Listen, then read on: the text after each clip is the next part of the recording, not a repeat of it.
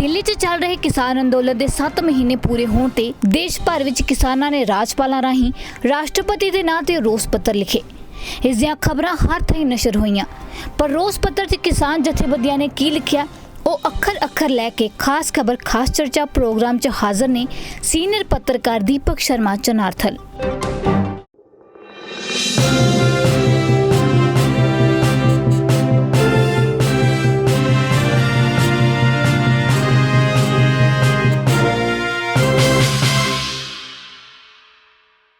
किसानों ने चंडीगढ़ च दाखिल होकर राष्ट्रपति के नाम रोष पत्र दिता। हरियाणा के किसानों ने राष्ट्रपति के नाम रोष पत्र दिता। देश के ਵੱਖ-ਵੱਖ सूबे किसान संगठनों ने आपो अपने सूबे के राजपाल राही राष्ट्रपति नाम रोष पत्र भेजा। ये खबरां तुहाडे तक पहुंचियां जनाब, थां तो अखबारां चों भी, टीवी चों भी, सोशल मीडिया राही भी, ਵੱਖ-ਵੱਖ माध्यम राही तुहाडे तक खबर अपड़ी कि किसान संगठनों ने राष्ट्रपति के नाम रोष पत्र दिता। पर उस रोष पत्र दे विच की किया, ਕਿਹੜੀਆਂ ਗੱਲਾਂ ਦਸੀਆਂ, ਕਿਹੜੀਆਂ ਖਾਮੀਆਂ ਗਣਾਈਆਂ ਖੇਤੀ ਕਾਨੂੰਨਾਂ ਦੀਆਂ, ਤੇ ਕਿਉਂ ਕਿਹਾ ਕਿ ਇਹਦੀ ਵਾਪਸੀ ਦਾ ਕਾਰਨ ਕੀ ਆ, ਤੇ ਕਿੰਜ ਬਾਇਆ ਰਾਸ਼ਟਰਪਤੀ ਬਾਇਆ ਰਾਜਪਾਲ ਪ੍ਰਧਾਨ ਮੰਤਰੀ ਨੂੰ ਵੀ ਸੁਣਾਈਆਂ ਤੇ ਰਾਸ਼ਟਰਪਤੀ ਨੂੰ ਵੀ ਖਰੀਆਂ ਸੁਣਾਈਆਂ ਕਿ ਭਾਈ ਆਹ ਕੁਛ ਕਰ ਰਹੇ ਹੋ ਤੁਸੀਂ। ਸੋ ਚਿੱਠੀ ਸਾਡੇ ਕੋਲ ਹੈ ਜੀ, ਪੰਜਾਬੀ 'ਚ ਹੋਵੇ ਚਾਹੇ ਹਿੰਦੀ 'ਚ ਹੋਵੇ, ਉਹ ਖਤ ਜਿਹੜਾ ਰਾਸ਼ਟਰਪਤੀ ਦੇ ਨਾਮ ਲਿਖਿਆ ਉਹ ਖਤ ਸਾਡੇ ਕੋਲ ਆ। ਸੋ ਅੱਜ ਹੂਬਹੂ ਉਹ ਖਤ ਤੁਹਾਡੇ ਕੋਲ ਰੱਖਦੇ ਹਾਂ, ਅੱਖਰ ਉਹਦਾ ਆਪਣੇ ਆਪ ਸਾਰੀ ਕਹਾਣੀ ਬਿਆਨ ਕਰ ਰਿਹਾ। किसानों ने राष्ट्रपति ਨੂੰ लिखिया रोष पत्र। श्री रामनाथ कोविंद राष्ट्रपति हाउस नवी दिल्ली राही मानयोग राजपाल बीपी सिंह बदनौर पंजाब ਨੂੰ ਜਿਹੜਾ पंजाब ਦੇ ਰਾਹੀਂ ਜਿਹੜਾ ਖਤ ਗਿਆ। ਵਿਸ਼ਾ ਖੇਤੀਬਾੜੀ ਬਚਾਓ ਲੋਕਤੰਤਰ ਬਚਾਓ, ਕਿਸਾਨ ਵਿਰੋਧੀ ਕਾਨੂੰਨਾਂ ਨੂੰ ਰੱਦ ਕਰਨ ਅਤੇ MSP ਦੀ ਕਾਨੂੰਨੀ ਗਰੰਟੀ ਬਾਰੇ। ਮਾਨਯੋਗ ਰਾਸ਼ਟਰਪਤੀ ਜੀ, ਅਸੀਂ ਭਾਰਤ ਦੇ ਕਿਸਾਨ ਬੜੇ ਦੁੱਖ ਤੇ ਰੋਸ਼ ਨਾਲ ਇਹ ਪੱਤਰ ਆਪਣੇ ਦੇਸ਼ ਦੇ ਮੁਖੀ ਨੂੰ ਲਿਖ ਰਹੇ ਹਾਂ। ਅੱਜ 26 ਜੂਨ ਨੂੰ ਉਸ ਦਿਨ ਲਿਖਿਆ ਗਿਆ, ਉਸ ਦਿਨ ਦਿੱਤਾ ਗਿਆ। ਅੱਜ 26 ਜੂਨ ਨੂੰ ਸਾਡੇ ਮੋਰਚੇ ਦੇ 7 ਮਹੀਨੇ ਪੂਰੇ ਹੋਣ ਤੇ ਅਸੀਂ ਐਮਰਜੈਂਸੀ ਦਿਵਸ ਉੱਤੇ ਖੇਤੀਬਾੜੀ ਬਚਾਉਣ ਤੇ ਲੋਕਤੰਤਰ ਨੂੰ ਬਚਾਉਣ ਦੀ ਦੋਹਰੀ ਚੁਣੌਤੀ ਨੂੰ ਮੁੱਖ ਰੱਖਦੇ ਹੋਏ ਹਰ ਸੂਬੇ ਤੋਂ ਇਹ ਰੋਸ਼ ਪੱਤਰ ਤੁਹਾਡੇ ਤੱਕ ਪਹੁੰਚਾ ਰਹੇ ਹਾਂ। ਦੇਸ਼ ਸਾਨੂੰ ਅੰਨਦਾਤਾ ਕਹਿੰਦਾ ਹੈ। पिछले 74 सालों में असी इस जिम्मेवारी निभाने में कोई कसर बाकी भी नहीं छड्डी। जदों देश आज़ाद होया तो असी 33 करोड़ देशवासियों को भोजन देंदे सां। अज असी 19 ही जमीन की मदद नाल 140 करोड़ लोगों को भोजन प्रदान कर रहे हैं। करोना महामारी के दौरान जदों देश की बाकी आर्थिकता ठप होकर रह गई तो भी असी अपनी जिंदगी की परवाह किए बिना रिकॉर्ड तोड़ उत्पादन किया, अन्न के भंडारां नूं खाली नहीं होण दिता। पर इसकी बजाय तुहाडी मोहर द्वारा चलाई जाने वाली भारती सरकार ने सानू 3 अजिहे काले कानून दिते हैं जो साडियां नस्लों ते फसलों नूं बर्बाद कर देणगे, जो खेतीबाड़ी नूं साडे हत्थां तो खोह लैणगियां ते इस नूं कंपनियां दे हवाले कर देणगियां। उपरों पराली साड़न की सज़ा ते बिजली एक्ट के खरड़े की तलवार भी साडे सिरां उत्ते टंगी हुई है। खेतीबाड़ी के तीनों कानून गैर संविधानक हैं क्योंकि केंद्र सरकार नूं खेती बाजार संबंधी कानून बनाने का अधिकार ही नहीं है। ये कानून भी गैर लोकतांत्रिक हैं। इन्हां कानूनों नूं बनाउण तो पहलां किसानां नाल कोई सलाह मशवरा नहीं किया गया। ये कानून बिना किसी जरूरत के चोर दरवाजे राहीं आर्डीनेंस जरिए लागू किए गए हैं। उन्हां नूं संसदीय कमेटियां विच भेज के लोड़ींदी चर्चा भी नहीं की गई। इस तो इलावा उन्हां नूं पास करदिआं राज सभा विच वोटिंग भी नहीं करवाई गई।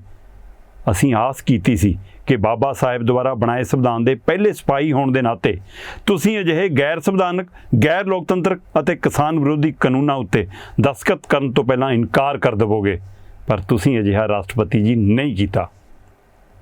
तुसीं जाणदे हो कि असीं सरकार तो भीख नहीं मंग रहे, सगों असीं अपनी मेहनत लई उचित कीमत की मंग करदे हां। फसलों के भाव विच किसान की लुੱਟ कारण खेती घाटे का सौदा बन गई है। किसान करजे विच डुब गए तो पिछले 30 सालों में 4 लाख तो वध किसान खुदकुशियां कर लई मजबूर होए। इसलिए असीं सिर्फ ये मंग रखी है कि किसानों नूं स्वामीनाथन कमीशन के फार्मूले C2 + 50% के अनुसार घट्टो घट्ट समर्थन मुल ते अपनी पूरी फसल की खरीद की गारंटी मिलनी चाहिए है। इस उत्ते अपना वादा पूरा करने की बजाय सरकार ने तुहाडे भाषण विच दुगनी आमदन करन वर्गे झूठे बयान दे के तुहाडे रुतबे की महिमा नूं भी नीवां दिखाया है। राष्ट्रपति जी, ਰਾਸ਼ਟਰਪਤੀ ਜੀ, ਪਿਛਲੇ 7 ਮਹੀਨਿਆਂ ਤੋਂ ਭਾਰਤ ਸਰਕਾਰ ਨੇ ਕਿਸਾਨੀ ਅੰਦੋਲਨ ਨੂੰ ਤੋੜਨ ਲਈ ਲੋਕਤੰਤਰ ਦੀ ਹਰ ਮਰਿਆਦਾ ਦੀਆਂ ਧੱਜੀਆਂ ਉਡਾਈਆਂ ਹਨ। ਦੇਸ਼ ਦੀ ਰਾਜਧਾਨੀ ਵਿੱਚ ਆਪਣੀ ਆਵਾਜ਼ ਸੁਣਾਉਣ ਆ ਰਹੇ ਅੰਨਦਾਤਿਆਂ ਦਾ ਸਵਾਗਤ ਕਰਨ ਲਈ ਇਸ ਸਰਕਾਰ ਨੇ ਸਾਡੇ ਰਾਹਾਂ ਵਿੱਚ ਪੱਥਰ ਰੱਖੇ, ਸੜਕਾਂ ਪੁੱਟੀਆਂ, ਕਿੱਲਾਂ ਗੱਡੀਆਂ, ਅਥਰੂ ਗੈਸਾਂ ਛੱਡੀਆਂ, ਪਾਣੀ ਦੀਆਂ ਤੋਪਾਂ ਚਲਾਈਆਂ, ਝੂਠੇ ਕੇਸ ਬਣਾਏ ਤੇ ਸਾਡੇ ਸਾਥੀਆਂ ਨੂੰ ਕੈਦ ਕਰ ਲਿਆ। ਕਿਸਾਨਾਂ ਦੇ ਮਨ ਨੂੰ ਸੁਣਨ ਦੀ ਬਜਾਏ ਉਹਨਾਂ ਨੂੰ ਕੁਰਸੀ ਦੀ ਸੋਚ ਨੂੰ ਸੁਣਾਇਆ ਗਿਆ। ਗੱਲਬਾਤ ਕਰਨ ਦੀ ਖਾਨਾ ਪੂਰਤੀ ਕੀਤੀ ਗਈ। ਜਾਲੀ ਕਿਸਾਨ ਸੰਗਠਨਾਂ ਰਾਹੀਂ ਅੰਦੋਲਨ ਨੂੰ ਤੋੜਨ ਦੀ ਕੋਸ਼ਿਸ਼ ਕੀਤੀ ਗਈ। ਕਦੇ ਅੰਦੋਲਨਕਾਰੀ ਕਿਸਾਨਾਂ ਨੂੰ ਦਲਾਲ, ਕਦੇ ਅੱਤਵਾਦੀ, ਕਦੇ ਖਾਲਿਸਤਾਨੀ, ਕਈ ਵਾਰ ਪਰਜੀਵੀ ਅਤੇ ਕਈ ਵਾਰ ਕਰੋਨਾ ਫੈਲਾਉਣ ਵਾਲੇ ਵੀ ਕਿਹਾ ਗਿਆ। ਮੀਡੀਆ ਨੂੰ ਡਰਾ ਧਮਕਾ ਕੇ ਅਤੇ ਲੋਭ ਲਾਲਚ ਦੇ ਕੇ ਕਿਸਾਨ ਅੰਦੋਲਨ ਨੂੰ ਬਦਨਾਮ ਕਰਨ ਲਈ ਇੱਕ ਮੁਹਿੰਮ ਚਲਾਈ ਗਈ। ਸੋਸ਼ਲ ਮੀਡੀਆ ਕਾਰਕੁਨਾਂ ਖਿਲਾਫ ਕਿਸਾਨਾਂ ਦੀ ਆਵਾਜ਼ ਬੁਲੰਦ ਕਰਨ ਲਈ ਬਦਲੇ ਦੀ ਕਾਰਵਾਈ ਕਰਵਾਈ ਗਈ। ਇਸ ਅੰਦੋਲਨ ਵਿੱਚ ਸਾਡੇ 500 ਤੋਂ ਵੱਧ ਸਾਥੀ ਸ਼ਹੀਦ ਹੋ ਚੁੱਕੇ ਹਨ। ਤੁਸੀਂ ਜ਼ਰੂਰ ਵੇਖਿਆ ਸੁਣਿਆ ਹੋਵੇਗਾ, ਪਰ ਤੁਸੀਂ ਰਾਸ਼ਟਰਪਤੀ ਜੀ ਚੁੱਪ ਰਹੇ। ਪਿਛਲੇ 7 ਮਹੀਨਿਆਂ 'ਚ ਜੋ ਕੁਝ ਅਸੀਂ ਵੇਖਿਆ ਹੈ ਉਹ 46 ਸਾਲ ਪਹਿਲਾਂ ਲਗਾਈ ਐਮਰਜੈਂਸੀ ਦੀ ਯਾਦ ਦਿਵਾਉਂਦਾ ਹੈ। ਅੱਜ ਸਿਰਫ ਕਿਸਾਨ ਅੰਦੋਲਨ ਹੀ ਨਹੀਂ, ਬਲਕਿ ਮਜ਼ਦੂਰ ਲਹਿਰ, ਵਿਦਿਆਰਥੀ, ਨੌਜਵਾਨ ਤੇ ਔਰਤਾਂ ਦੇ ਅੰਦੋਲਨ, ਧਾਰਮਿਕ ਘੱਟ ਗਿਣਤੀਆਂ ਅਤੇ ਦਲਿਤ ਅਤੇ ਕਬੀਲੀ ਸਮਾਜ ਦੇ ਸੰਘਰਸ਼ਾਂ ਨੂੰ ਵੀ ਦਬਾਇਆ ਜਾ ਰਿਹਾ ਹੈ। ਐਮਰਜੈਂਸੀ ਦੀ ਤਰ੍ਹਾਂ ਬਹੁਤ ਸਾਰੇ ਸੱਚੇ ਦੇਸ਼ ਭਗਤ ਅਜੇ ਵੀ ਬਿਨਾਂ ਕਿਸੇ ਜੁਰਮ ਦੇ ਜੇਲ੍ਹ ਵਿੱਚ ਬੰਦ ਹਨ। ਵਿਰੋਧੀਆਂ ਦਾ ਮੂੰਹ ਬੰਦ ਰੱਖਣ ਲਈ ਯੂਪੀਏ ਵਰਗੇ ਖਤਰਨਾਕ ਕਾਨੂੰਨਾਂ ਦੀ ਦੁਰਵਰਤੋਂ ਕੀਤੀ ਜਾ ਰਹੀ ਹੈ। ਮੀਡੀਆ ਡਰ ਦੇ ਘੇਰੇ ਵਿੱਚ ਹੈ। ਨਿਆਂਪਾਲਿਕਾ ਦੀ ਆਜ਼ਾਦੀ ਤੇ ਹਮਲੇ ਹੋ ਰਹੇ ਹਨ। ਮਨੁੱਖੀ ਅਧਿਕਾਰ ਮਜ਼ਾਕ ਬਣ ਕੇ ਰਹਿ ਗਏ ਹਨ। ਐਮਰਜੈਂਸੀ ਦਾ ਐਲਾਨ ਕੀਤੇ ਬਿਨਾਂ ਹੀ ਹਰ ਦਿਨ ਜਮਹੂਰੀਅਤ ਦਾ ਘਾਣ ਕੀਤਾ ਜਾ ਰਿਹਾ ਹੈ। ਅਜਿਹੇ ਹਾਲਾਤ ਵਿੱਚ ਸੰਵਿਧਾਨਕ ਪ੍ਰਣਾਲੀ ਦੇ ਮੁਖੀ ਵਜੋਂ ਤੁਹਾਡੀ ਸਭ ਤੋਂ ਵੱਡੀ ਜ਼ਿੰਮੇਵਾਰੀ ਬਣ ਜਾਂਦੀ ਹੈ। ਇਸ ਲਈ ਇਸ ਪੱਤਰ ਰਾਹੀਂ ਅਸੀਂ ਦੇਸ਼ ਦੇ ਕਰੋੜਾਂ ਕਿਸਾਨ ਪਰਿਵਾਰਾਂ ਦੇ ਰੋਸ਼ ਨੂੰ ਪਰਿਵਾਰ ਦੇ ਮੁਖੀ ਕੋਲ ਪਹੁੰਚਾਉਣਾ ਚਾਹੁੰਦੇ ਹਾਂ। ਤੁਸੀਂ ਦੇਸ਼ ਦੇ ਮੁਖੀ ਹੋ, ਪਰਿਵਾਰ ਦੇ ਮੁਖੀ ਹੋ। ਸੋ ਆਖਰੀ ਪਹਿਰੇ 'ਚ ਕਿਸਾਨ ਸੰਗਠਨਾਂ ਨੇ ਲਿਖਿਆ ਕਿ ਇਸ ਲਈ ਇਸ ਪੱਤਰ ਰਾਹੀਂ ਅਸੀਂ ਦੇਸ਼ ਦੇ ਕਰੋੜਾਂ ਕਿਸਾਨ ਪਰਿਵਾਰਾਂ ਦੇ ਰੋਸ਼ ਨੂੰ ਪਰਿਵਾਰ ਦੇ ਮੁਖੀ ਕੋਲ ਪਹੁੰਚਾਉਣਾ ਚਾਹੁੰਦੇ ਹਾਂ। ਅਸੀਂ ਆਸ ਕਰਦੇ ਹਾਂ ਕਿ ਤੁਸੀਂ ਕੇਂਦਰ ਸਰਕਾਰ ਨੂੰ ਕਿਸਾਨਾਂ ਦੀਆਂ ਇਹਨਾਂ ਹੱਕੀ ਮੰਗਾਂ ਨੂੰ ਤੁਰੰਤ ਮੰਨਣ, 3 ਕਿਸਾਨ ਵਿਰੋਧੀ ਕਾਨੂੰਨਾਂ ਨੂੰ ਰੱਦ ਕਰਨ ਅਤੇ MSP ਉੱਤੇ ਖਰੀਦ ਦੀ ਕਾਨੂੰਨੀ ਗਰੰਟੀ ਦੇਣ ਦੀ ਹਦਾਇਤ ਕਰੋਗੇ। ਮਾਨਯੋਗ ਰਾਸ਼ਟਰਪਤੀ ਜੀ, ਅੱਜ ਸੰਯੁਕਤ ਕਿਸਾਨ ਮੋਰਚੇ ਦੇ ਬੈਨਰ ਹੇਠ ਚੱਲ ਰਹੀ ਇਹ ਇਤਿਹਾਸਕ ਕਿਸਾਨ ਲਹਿਰ ਨਾ ਸਿਰਫ ਖੇਤੀਬਾੜੀ ਬਲਕਿ ਦੇਸ਼ ਵਿੱਚ ਲੋਕਤੰਤਰ ਨੂੰ ਬਚਾਉਣ ਦੀ ਲਹਿਰ ਵੀ ਬਣ ਗਈ ਹੈ।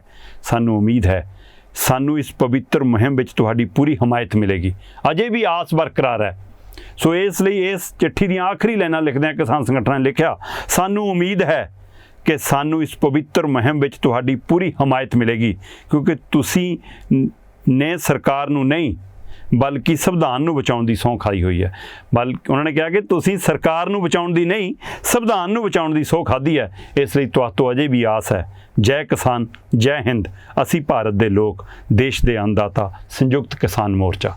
ਸੋ ਇਹ ਸੀ ਜੀ ਉਹ ਰਾਸ਼ਟਰਪਤੀ ਦੇ ਨਾਮ ਰੋਸ਼ ਪੱਤਰ ਜਿਹਦੇ ਵਿੱਚ ਸਾਰੀ ਤਸਵੀਰ ਸਾਫ਼ ਹੈ। ਸੋ ਇਸ ਲਈ ਅਸੀਂ ਉਹ ਤਸਵੀਰ ਤੁਹਾਡੇ ਸਾਹਮਣੇ ਰੱਖੀ ਹੈ। Please subscribe Pravasi TV and press the bell icon.